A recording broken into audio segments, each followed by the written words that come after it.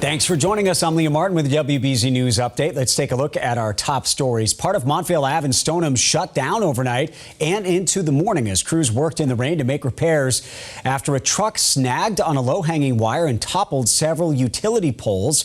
Wires crashing down onto cars and more than 400 customers lost power. Eversource brought in generators to use as the poles and wires were replaced. No one was hurt in the crash. An insulation panel falling from the ceiling at the Harvard Square station in Cambridge. The panel landed on the platform last night. No one was hurt.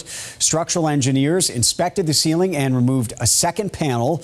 The area was blocked off after the incident, and the MBTA is investigating. Neighbors on one street in Revere say they are not getting their mail. Residents on Vane Street say there have been days they haven't gotten a delivery at all, leaving them without their bills and essential medications. Residents say they called the post office and were told the issues have to deal with a staffing shortage.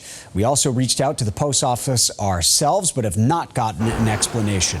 Let's get a check of our next weather forecast now with meteorologist Zach Green. Hey, Zach. Good morning, Liam. A little dicey to start as rain has really taken over the region, and initially the temperatures were cold enough to allow a little slick risk into northern Worcester County.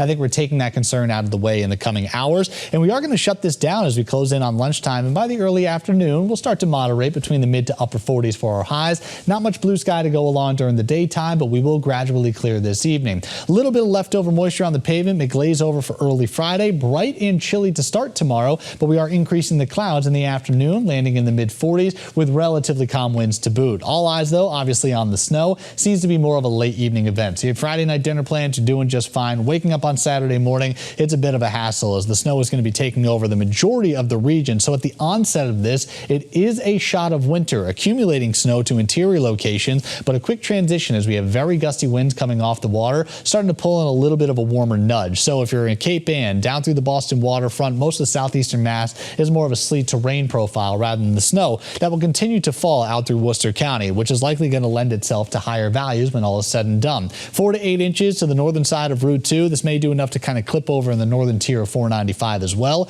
and maybe even the 93 junction closer to the New Hampshire border. 2 to 4, though, once we get between the 128 and 495 quarters, and then lower values, if not just scattered coatings, before turning over into rain by the coastline. That will be where the gustiest winds are as well. 40 to 50 miles per hour may bring some isolated damage reports, Liam. It is going to shut down for the second half of the weekend. We'll have some residual headaches early on Sunday, but not all that bad in the afternoon. Brighter and warmer by Monday. All right, Zach, thank you. I'm Liam Martin. This has been a WBZ News Update.